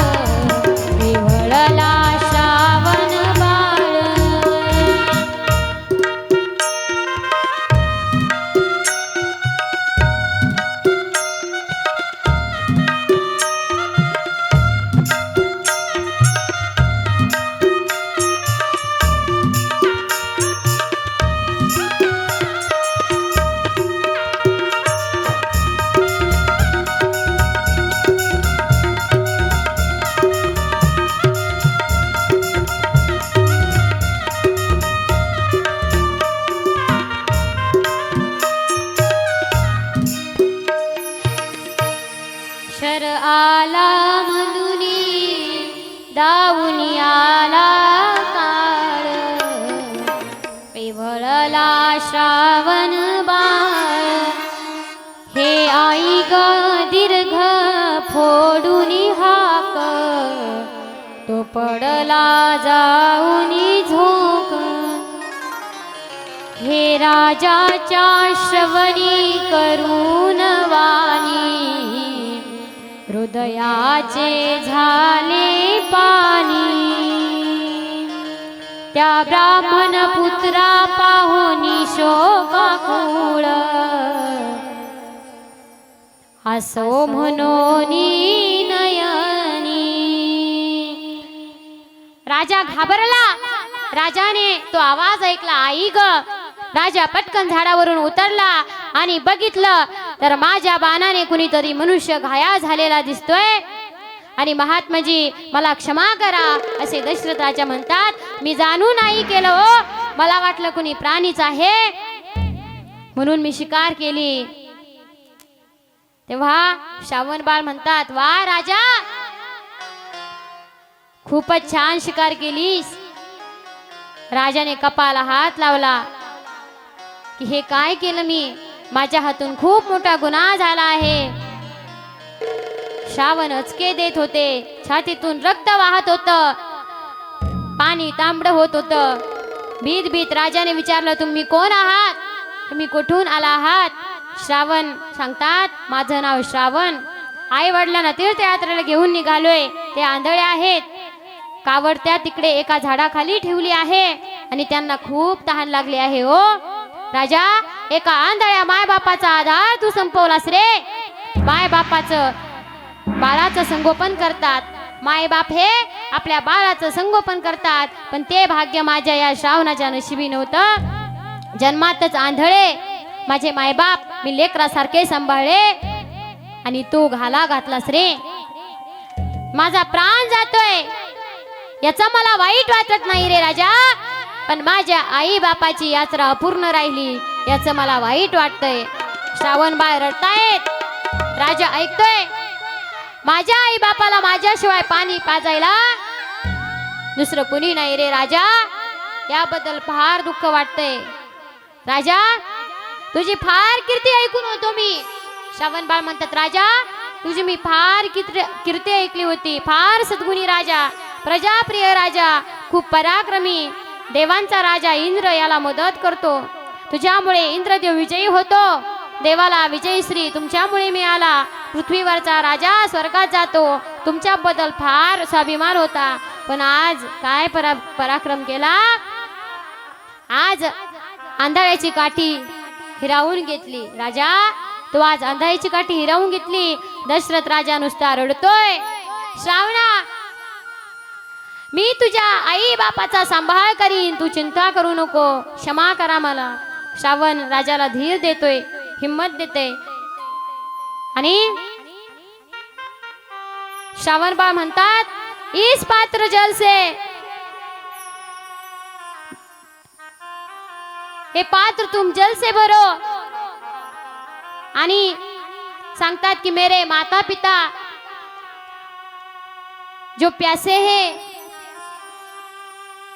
उन्हें बहुत प्यास लगी है, राजा जी उन्हें पानी पिलाओ, एक कृपा हम पर करो. श्रावण म्हणतात, राजा आता मी तर जाणारच आहे, पण एक काम कर, तू काय कर तर माझ्या आई वडिलांना तू एवढं पाणी पाज. आणि तेवढं म्हणून श्रावणाने प्राण सोडला. दशरथ राजाने तो कमंडलू घेतला, पाण्याने भरला. श्रावणाचे मायबाप शोधण्यासाठी राजा निघाला. एका झाडाखाली बसलेले आणि जवळ जाऊन राजा दशरथ उभा राहिले.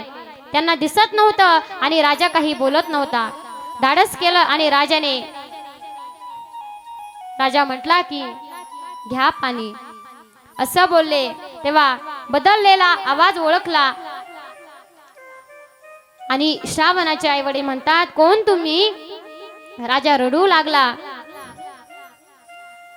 राजा रडू लागला. तेव्हा श्रावणाचे आई वडील म्हणतात, राजा अरे तू बोलत का नाहीस, रडण्याचं कारण काय, तू कस काय पाणी घेऊन आलास, श्रावण कुठं आहे आमचा.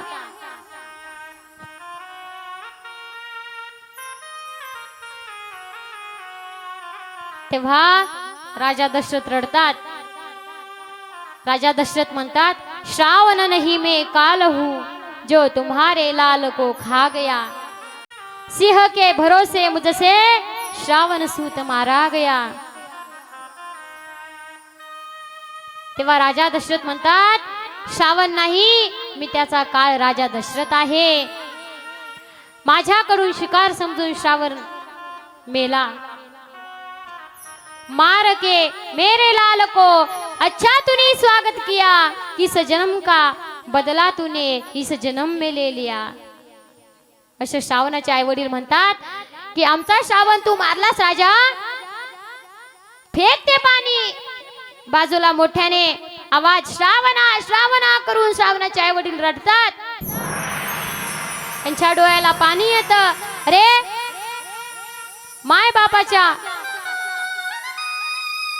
कंबरडात लाथा घालणारे खूप असतात, माय बापाला मारणारे खूप असतात राजा, पण श्रावणासारखा मुलगा पोटी जन्माला येण्याकरता फार पुण्य लागते.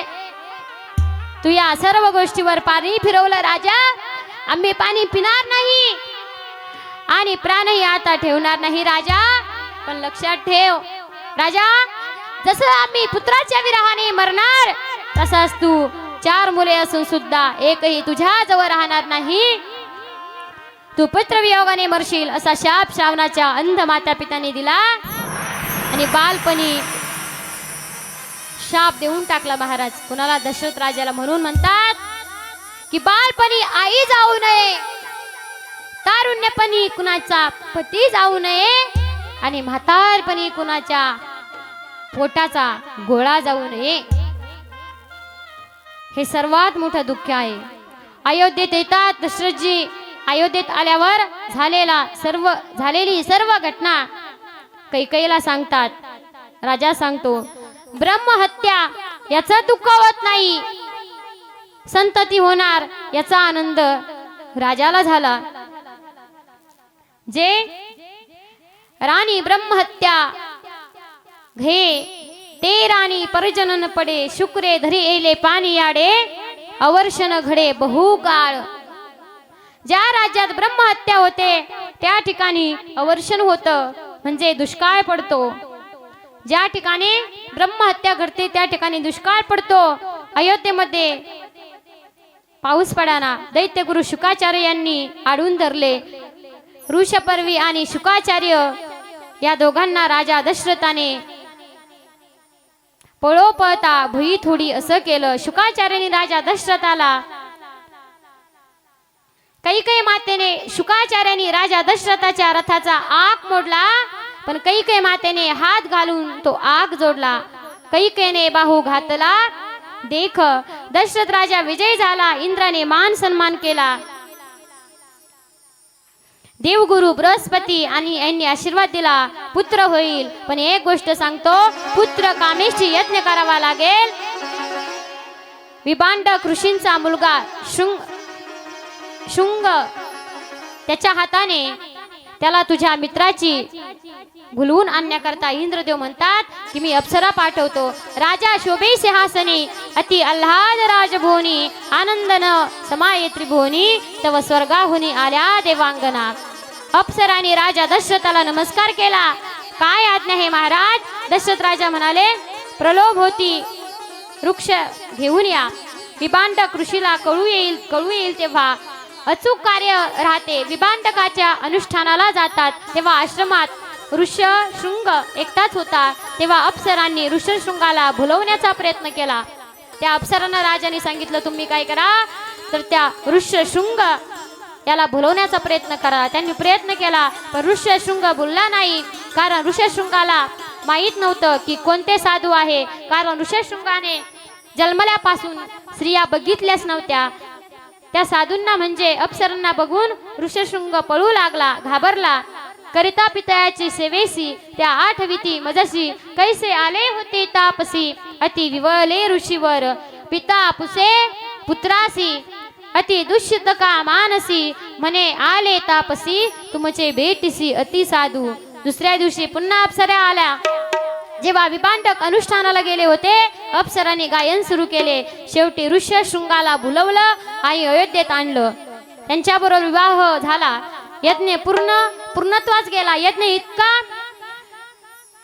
निदेशी पूर्ण झाला की प्रधान होमाच्या वेळी यज्ञ देवता स्वतः प्रगट झाले. जेव्हा तो यज्ञ केला की राजाला सांगितलं तुला तर पुत्र होणार नाही, मग आता तुला काय करावं लागल, तर पुत्र कामेष्ठी यज्ञ करावा लागल. मग त्याच्यासाठी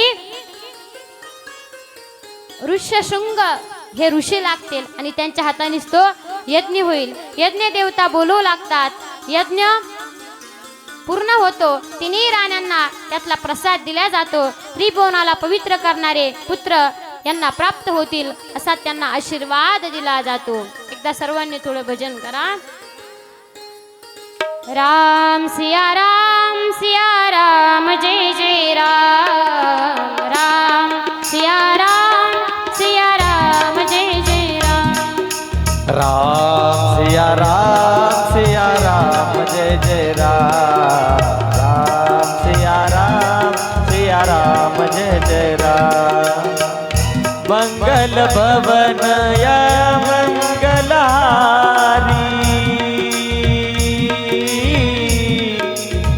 प्रभु सुदशरथ अचर बिहारी. राम राम सिया राम जय जय राम राम सिया राम जय जय राम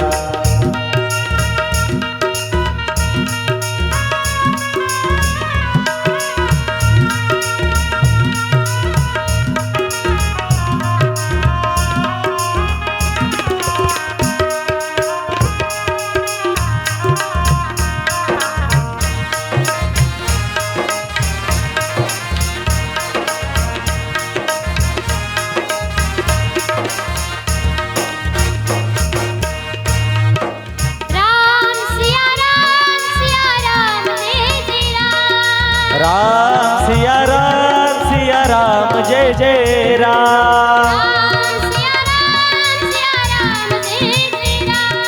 राम सिया राम जय जय राम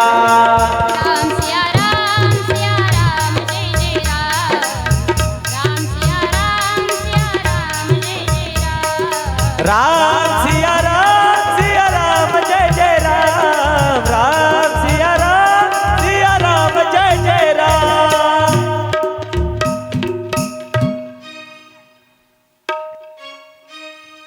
दशरथ राजा यज्ञ करतात आणि यज्ञ केल्याच्या नंतर यज्ञदेव त्यांना प्रसाद देतात. फलम मूलम तथा प्रसादो राघवस्य च शीघ्रमेवानुसेवेत वित्यप कार्यनाशकम. तेव्हा कैकेयी माता रुसतात. कैकेयी माता म्हणतात की मला अगोदर प्रसाद दिला पाहिजे. प्रसाद हा अगोदर मला का दिला नाही. त्या रुसल्या. प्रसाद गहन करीनातच. तेवढ्यात तिच्या हातामध्ये असणाऱ्या प्रसादावर घारीने काय केलं, त्या तिन्ही राण्यांना सारखा प्रसाद वाटून दिला. पण कैकेयी माता रुसल्या. कैकेयी माता म्हणत्या मला एक नंबर म्हणजे मला अगोदर प्रसाद द्यायला पाहिजे होता, मला नंतर का दिला. म्हणून त्या रुसल्या. आणि रुसल्याच्या नंतर त्या ठिकाणी एक घार आली आणि त्या घारीने काय केलं, पिंड घारीने झडपिला, पिंड घारीने झडपिला, पिंड घारीने झडपिला, पिंड घारीने झडपिला.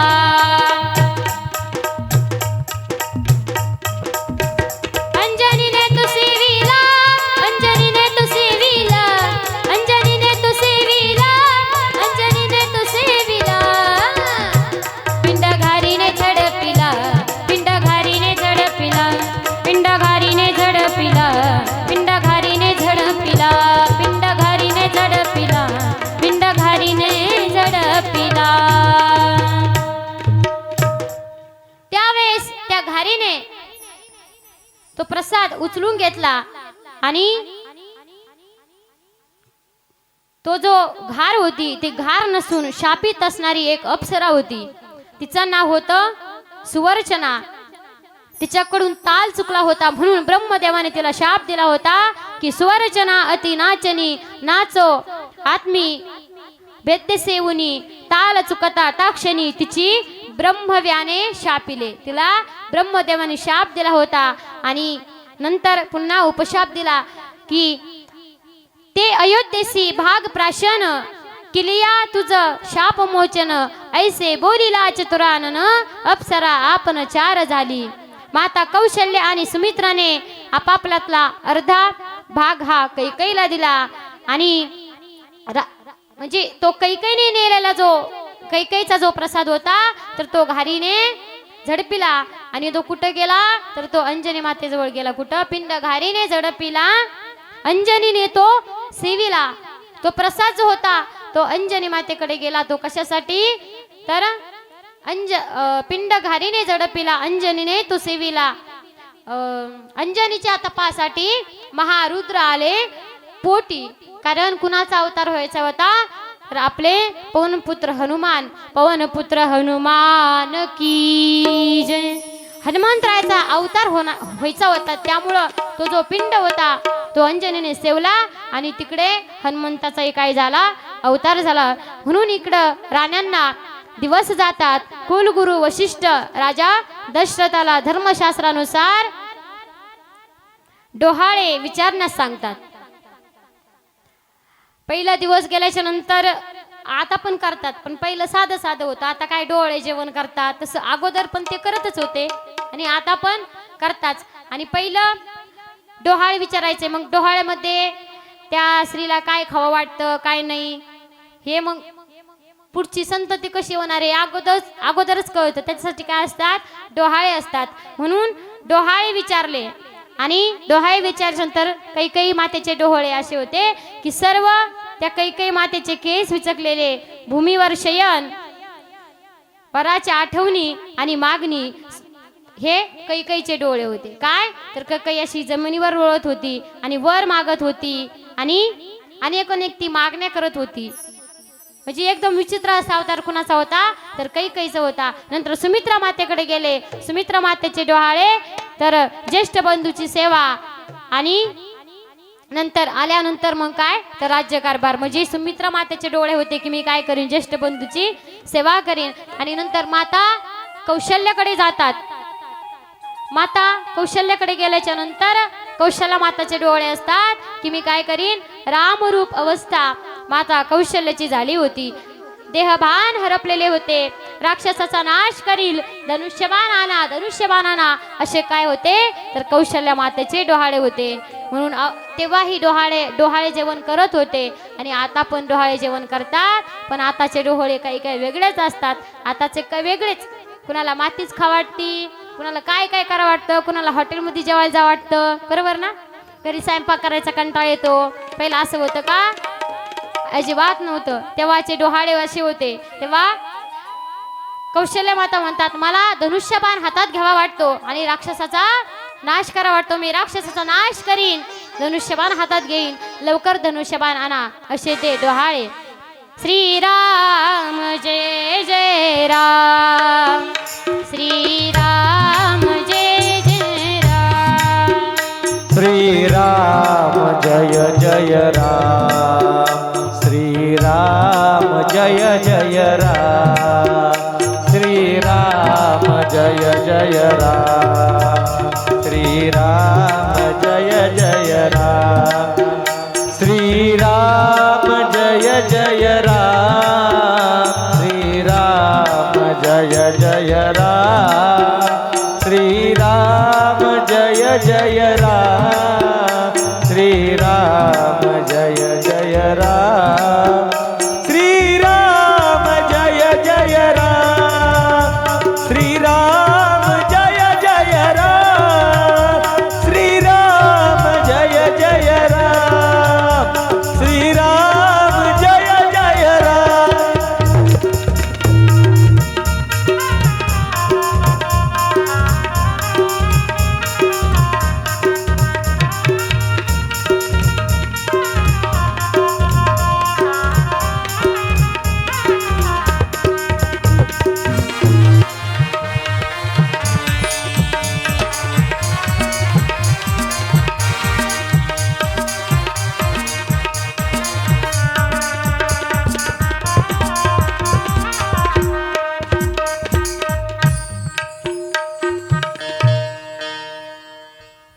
त्यावेळेस त्यांना डोहाळे जेवण दिल्या जातं, त्यांचे डोहाळे ऐकले जातात. तेव्हा कौशल्य मातेची अवस्था बघून राजा अस्वस्थ होतो.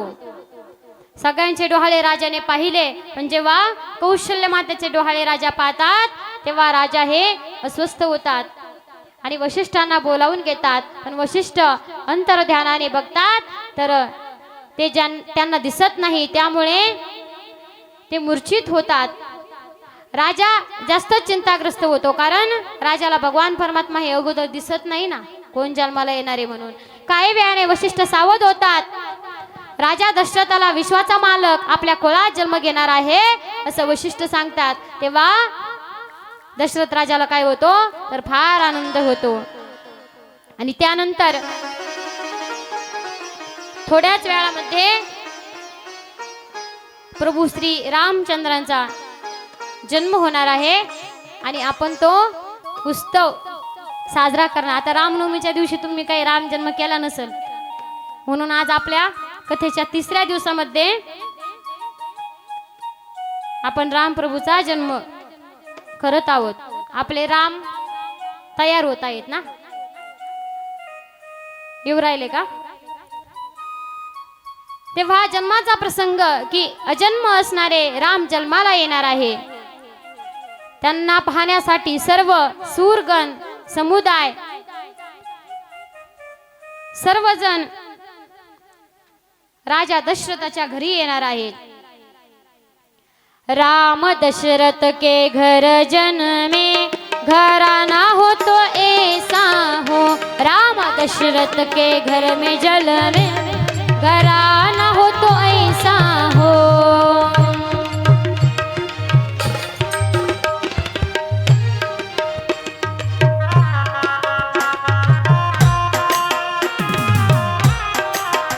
लोग दर्शन को चले आए सुहाना हो तो ऐसा हो. लोग दर्शन को चले आए सुहाना हो तो ऐसा हो. लोग दर्शन को चले आए सुहाना हो तो ऐसा हो. लोग दर्शन को चले आए सुहाना हो तो ऐसा हो. राम दशरथ के घर जल में घराना हो तो ऐसा हो. राम दशरथ के घर जल में घराना हो तो ऐसा हो. राम दशरथ के घर जल में घराना हो तो ऐसा हो. राम दशरथ के घर जल में घराना हो तो ऐसा हो. मैं तो चली अवध की गली मुझे कोई रोके ना. मैं तो चली अवध की गली मुझे कोई रोके ना. मैं तो चली अवध की गली मुझे कोई रोके ना. मैं तो चली अवध की गली मुझे कोई रोके ना. रोके ना कोई टोके ना. कोई टोके ना. मैं तो चली अवध की गली मुझे कोई रोके ना. मैं तो चली अवध की गली मुझे कोई रोके ना.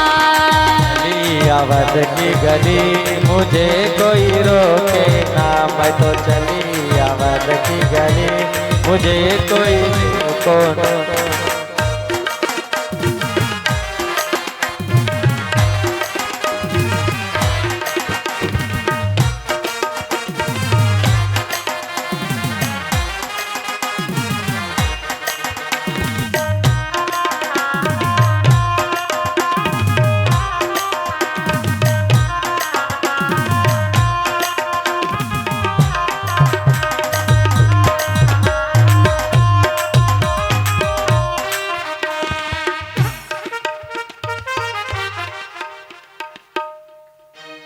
तेव्हा त्या ठिकाणी सर्वांची गर्दी होते की आता भगवान परमात्म्याचा जन्म होणार आहे. अयोध्येमध्ये आनंद होतो. विमानाची गर्दी आकाशामध्ये झाली. सर्व तिथी श्रीरामाकडे लाईन लावून उभे राहिल्या. देवा सर्व तिथी म्हणजे पंचमी षष्ठी द्वितीया प्रतिपदा अशाच्या सर्व तिथी असतात ना. सर्व तिथी देवापुढे उभं राहिल्या. देवा माझ्या तिथीला जन्माला या. देवा माझ्या तिथीला जन्माला या. प्रतिपदापासून तर पौर्णिमे आणि अमावस्येपर्यंत प्रतिपदा द्वितीया तृतीया चतुर्थी पंचमी षष्ठी सप्तमी अष्टमी नवमी दशमी एकादशी द्वादशी त्रयोदशी चतुर्दशी पौर्णिमा आणि अमावस्या सर्व तिथी देवाला विनंती करत होत्या. देवा माझ्या तिथीच्या दिवशी जन्म. एक तिथी शांत होती. ती काहीच बोलत नव्हती. ती म्हणजे नवमी. ती नम्र राहिली. जो नम्र ते भगवंत. जो नम्रता घेतो त्याच ठिकाणी भगवंत येत असतो. नम्र झाला भूता तेने कोंडिले अनंता. जगातला सर्वात श्रेष्ठ अंक कोणता असेल तर तो 9 हा अंक आहे. कुणी विचारलं सर्वात मोठा अंक कोणता तर बिनधास्त सांगायचं 9. कुणी म्हणेल कसा 9वा आकडा मोठा आहे तर 10वा आकडा मोठा आहे ना. हो असेल पण त्याचा 0 काढून टाकला तर तो काय होतो तर 1 होतो. त्याला 0चा पाठिंबा घ्यावा लागतो तेव्हा तो मोठा होतो. मग 9वा आकडा सर्वात मोठा आहे आणि तो स्वतंत्र आहे. 10 आकडा स्वतंत्र नाही. म्हणून जगातला सर्वात मोठा आकडा 9 हा आहे. 10ने पाठिंबा घेतला आणि झिरोने पाठिंबा काढला तर 10 हा 1 होतो, 10चा 1 उरतो. म्हणून स्वतंत्र अंक मोठा अंक 10 हे नाही तर तुलसी कये इस राम को क्या न बजसी निशंक सभी अंकों में एक जैसा 9 का अंक. सर्व काही ठरल्या गेलं. तिथी नवमी, वसंत ऋतू, चैत्र महिना असा शुभ मुहूर्त ठरवल्या गेल्या. आणि ठरवल्याच्या नंतर तिसऱ्या प्रहरी आपल्या श्री प्रभू रामचंद्राचा काय झाला तर जन्म झाला. प्रभू श्री रामचंद्र भगवान की जय. राम जन्मला ग सखे राम जन्मला, राम जन्मला ग सखे राम जन्मला. टाई वाजा. राम जन्मला ग सखे राम जन्मला, राम जन्मला ग सखे राम जन्मला.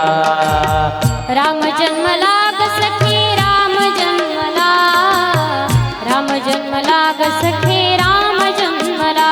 हे राम जन्मला ग सखे राम जन्मला, राम जन्मला ग सखे राम जन्मला.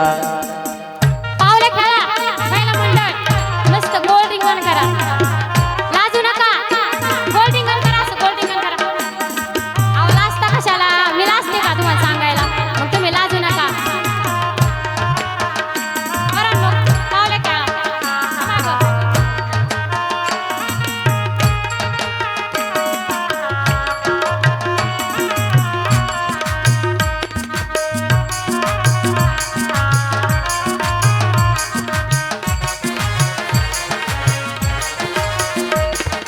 दोन प्रहरी कागश्री सूर्य थांबला, दोन प्रहरी कागश्री सूर्य थांबला.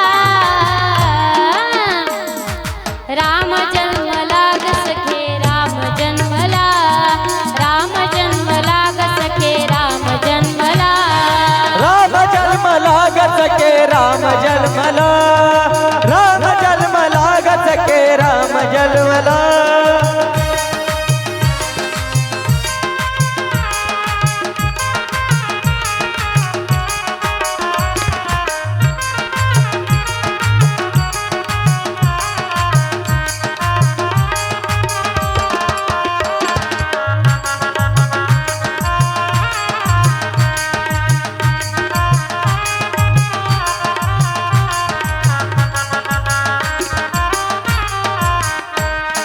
चैत्र मास त्यात शुद्ध नवमी तिथी,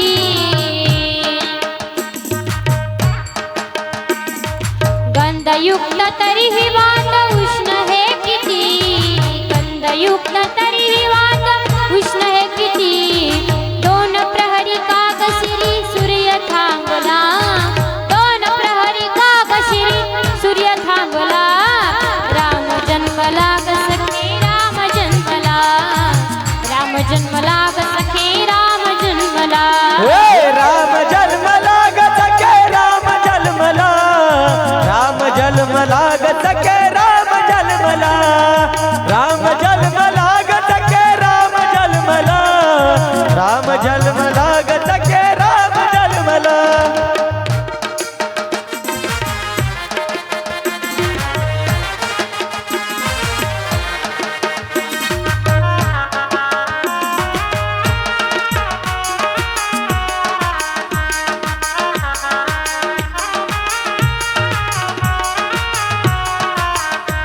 राजा राम राम राम, राजा राम राम राम, सीता राम राम राम, सीता राम राम राम. राजा राम राम राम सीता राम राम राम, राजा राम राम राम सीता राम राम राम. राजा राम राम राम, सीता राम राम राम, राजा राम राम राम, सीता राम राम राम. राजा राम राम राम सीता राम राम राम, राजा राम राम राम सीता राम राम राम. राजा राम राम राम, सीता राम राम राम, राजा राम राम राम, सीता राम राम राम. राजा राम राम राम सीता राम राम राम, राजा राम राम राम सीता राम राम राम. राजा राम राम राम, सीता राम राम राम, राजा राम राम राम, सीता राम राम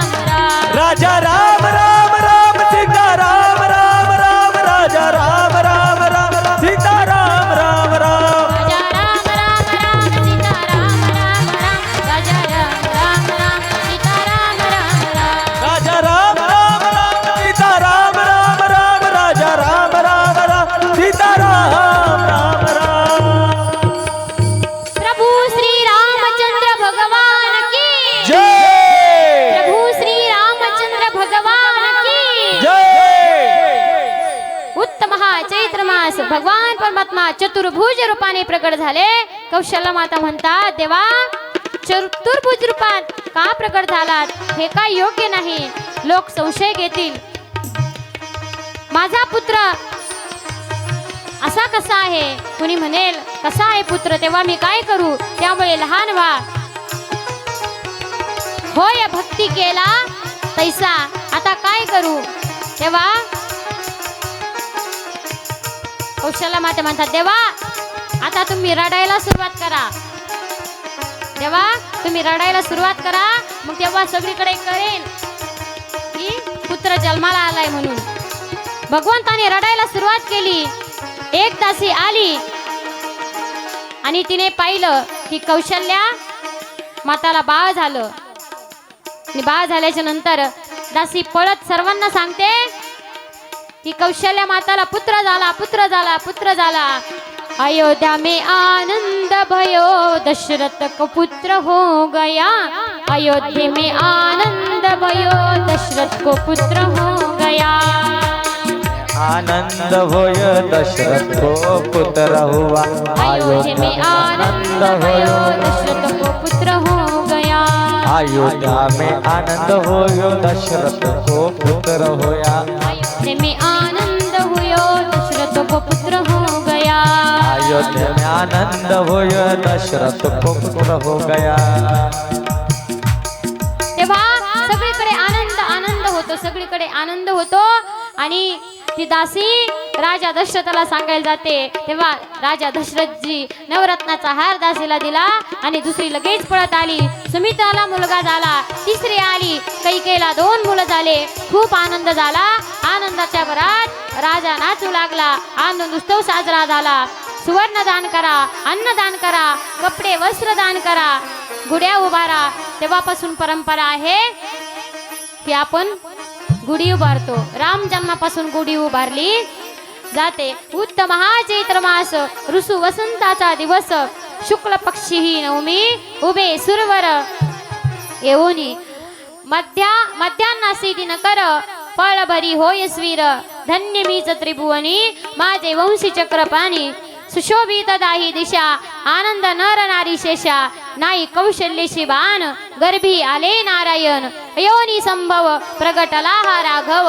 नामा म्हणे डोळा, पाहिन भुवन त्रय पाळा.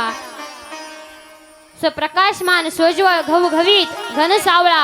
रविचंद्र रामचंद्राच्या तेजापुढे सर्व हरपलं. इतका सुंदर. मग त्यानंतर त्या भगवान परमात्म्याचा काय झाला तर नामकरण सोहळा झाला. आणि भगवान परमात्म्याच्या जन्माचा काय झाला, सर्वांना आनंद झाला. आणि आपणही तो आनंद साजरा केला. म्हणून आज आपण इथेच थांबणार आहोत.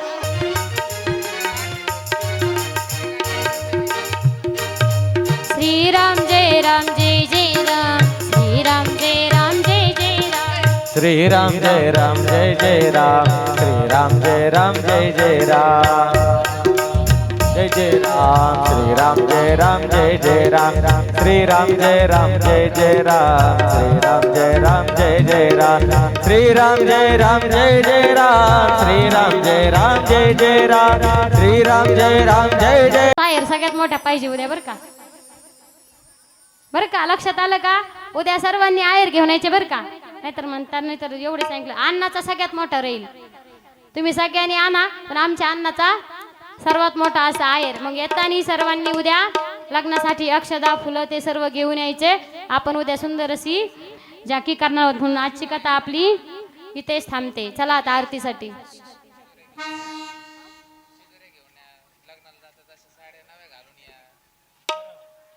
आणि उद्या सर्वांनी सुंदर कसं यायचं. आपण आता लग्नाला जाताना कसं जातो, आपण नटून ठरून जातो ना. म्हणून सर्वांनी सुंदर नटून थटून सर्वांनी मस्त एकच कलरच्या साड्या घालून यायच्या. कोणत्या? लाल कलरच्या बरं का. सर्वांनी लाल कलरच्या सुंदर साड्या घालून यायच्या बरं का. आणि आहेर मोठा घेऊन यायचा, छोटा नाही आणायचा. नटून थटून या बरं का. तुम्ही सामान्य लोकांच्या लग्नाला नटून थटून जाता. मग देवा आरती करू तुझ भगवंता. जय जय हो जय श्री रघुनाथा आरती करू तुझ भगवंता जय हो जय श्री रघुनाथा आरती करो तुझ भगवंता जय हो जय श्री रघुनाथा आरती करो तुझ भगवंता वाल्मीक मुनीने परम भक्तीने नारद कृपेने गायली श्रीराम कथा आरती करो तुझ भगवंता जय हो जय श्री माता आरती करो तुझ भगवंता अवधपुरी हा अवतार पतित पावन रघुवीर राखी गुरुचा आदर केला निशाचर संहार ताटिका मारुनी अहिल्या तारुणी त्र्यंबक भंगोनी जनक नंदिनी विरसिता आरती करू तुझ भगवंता जय हो जय श्री रघुनाथा आरती करू तुझ भगवंता अवघे मियोनी रिसवानर सेतु बांधिला सिंधूवर चालूनी गेले लंकापुर रामे वधिला रावणवीर श्रीरामकांता सोडविली सीता सुख हनुमंता गहिवर चिता तव भक्ता आरती करू तुझ भगवंता जय हो जय श्री रघुनाथा आरती करू तुझ भगवंता प्रभुनी घाले साकेत पुरा सिंधू पूजितो रामेश्वरा नंदीग्रामी भेट भरत वीरा कौशल्या जोवाळी साम सौमित्रा श्रीराम सीता नयनी पाहता